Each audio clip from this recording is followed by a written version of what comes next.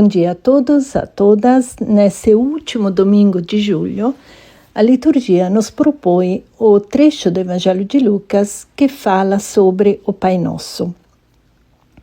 A única oração ensinada por Jesus, o Pai Nosso, nos chegou em 3 versões diferentes.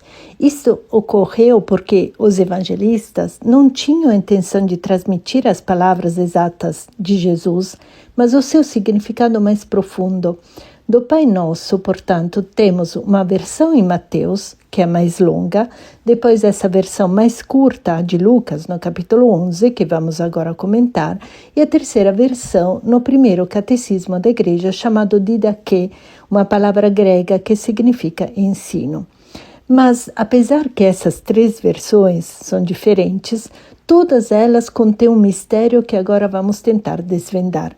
Então, vamos ver essa única oração ensinada por Jesus e vamos ver também a sua importância. Jesus, aos seus discípulos que lhe pedem, Senhor, ensina-nos a rezar, responde, quando rezardes, dizei Pai. Na relação com Deus, então, não é justo utilizar aquelas formas cerimoniais litúrgicas com as quais Deus era exaltado com todos os seus nomes, tipo Altíssimo, Todo-Poderoso, não. Jesus se dirige a Deus chamando-lo de Pai, porque essa é a relação que ele veio inaugurar com seus discípulos, a relação de um pai com seus filhos. E é bom lembrar que naquela cultura o pai é aquele que transmite vida, portanto o pai é a fonte da vida. E eis o primeiro pedido, santificado seja o teu nome. O verbo santificar significa consacrar, separar. Porém, quando esse pedido é dirigido a Deus, significa reconhecer o que Ele é. Então, o primeiro pedido que a comunidade dos crentes dirige ao Pai é: seja reconhecido esse seu nome. Isto é, que as pessoas te reconheçam como um Pai. E nesse trecho do Evangelho, Jesus diz que o Pai vai satisfazer as necessidades de seus filhos, que o Pai até mesmo vai preceder essas necessidades, porque o Pai cuida com todo o coração da vida e da felicidade de seus filhos. Portanto, a comunidade pede que esse teu nome, Pai, com o qual nós te conhecemos, estamos experimentando, seja reconhecido por todos. Segundo pedido, venha o teu reino.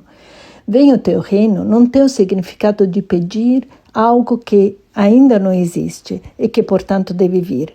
O significado do verbo é: se engrandeça, se espalhe esse teu reino. O reino do Pai já existe. Jesus, no anúncio das bem-aventuranças, tinha proclamado bem-aventurados os pobres, porque deles é o reino de Deus. O reino de Deus, então, não é a vida após a morte, mas é uma sociedade alternativa onde, em vez de acumular só para si, haja uma generosa partilha com os outros e, em vez do mandar, haja o serviço. Portanto, através da fidelidade às bem-aventuranças, a comunidade pede que se estenda essa experiência do reino. E aqui no meio há um versículo difícil de traduzir, porque contém uma palavra grega que no idioma grego simplesmente não existe.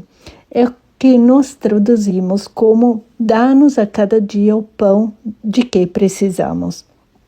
O evangelista escreve, vou tentar traduzir literalmente o texto, o pão nosso aquilo, e em seguida a essa palavra grega, que na língua grega não existe, dá a nós a cada dia. São Jerônimo, o primeiro tradutor do Evangelho, em face desse termo, que não existe na língua grega, fez uma escolha. No Evangelho de Mateus, traduziu com supersubstantialem, que significa um pão que vai além da substância. No Evangelho de Lucas, em vez disso, traduziu com cotidiano. Depois a igreja, na leitura litúrgica, escolheu a versão de Mateus, mas em vez de supersubstantialem, difícil de pronunciar e compreender, colocou cotidiano. E foi uma escolha que provocou e provoca muitos danos, porque com essa escolha parece que devemos pedir a Deus o pão para comer, o pão que alimenta os homens. Não, O pão que alimenta os seres humanos é tarefa dos seres humanos consegui-lo e compartilhá-lo com aqueles que não têm pão. Esse que é pedido a Deus é um pão especial. Provavelmente a tradução supersubstantialem era a exata. Quem é esse pão?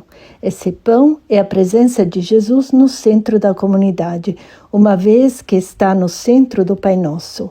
Jesus como alimento, como a palavra que alimenta a vida e como pão, o pão da Eucaristia, que dá força para viver essa palavra. Por isso não se pede o pão. Jesus disse, não fiquem preocupados, não fiquem procurando o que é a vez de comer, ou o que é a vez de beber, porque são os pagãos que procuram essas coisas. Se isso for pedido a Deus, é porque é a presença do Senhor que se pede como alimento da vida. Em seguida, perdoa-nos os nossos pecados. Literalmente, apaga os nossos pecados, pois nós também apagamos a todos os nossos devedores. Deus nos perdoa, mas o seu perdão torna-se eficaz e operacional no momento em que se traduz em perdão aos outros. E depois vem o último pedido. Esse também foi mal traduzido, especialmente em Mateus, que tem causado muitos problemas. Na versão italiana dizia o famoso não nos induzir em tentação. Agora a tradução, que é do português, não nos deixes cair em tentação ou não nos abandonar na tentação, literalmente na prova, que é como aparece agora na língua italiana e na língua portuguesa. Qual é essa prova na qual a comunidade pede para não ser abandonada? É a prova na qual ela mesma caiu. Jesus, no Jardim das Oliveiras, tinha pedido aos discípulos, rezem para não caírem na tentação, para não ceder à prova. A prova era a de Jesus, que foi capturado como um malfeitor, que foi assassinado como um criminoso, como um maldito por Deus. Uma prova que tinha colocado em crise total a comunidade. Jesus então aconselha a comunidade nessa oração para pedir de permanecer fortes no momento da prova, no momento dessa tentação. O trecho termina com a plena confiança no Senhor e, acima de tudo, com um aspecto muito importante. A única coisa que Jesus garante que será dada é aquela que normalmente não é solicitada no elenco, isto é, na lista das orações. De fato, a passagem termina com essas palavras. Se vós que sois maus, Jesus não quer dizer que nós somos maus, mas fala assim para comparar a bondade do Pai com nossa atitude para com os outros. Diz que somos maus. Se vós que sois maus, sabeis dar boas dádivas aos vossos filhos, quanto mais o Pai Celestial dará o Espírito Santo. Literalmente, Espírito Santo sem o artigo, porque não dará a plenitude do Espírito Santo, mas Espírito Santo na medida em que a pessoa é capaz de recebê-lo aos que o pedirem. Eis aqui a única coisa que Jesus garante que o Pai dará, Espírito Santo. Serve para o que esse Espírito? O Espírito é a força do amor de Deus Pai, que serve para realizar o desígnio de amor do Pai sobre cada um de nós. Porque Deus Pai não governa os seres humanos promulgando leis que os humanos devem observar, mas comunicando-lhes o seu Espírito, a energia interior que faz compreender o caminho a percorrer. Então, uma página belíssima sobre a única oração que Jesus nos ensinou. Muito obrigada pela escuta e até semana que vem.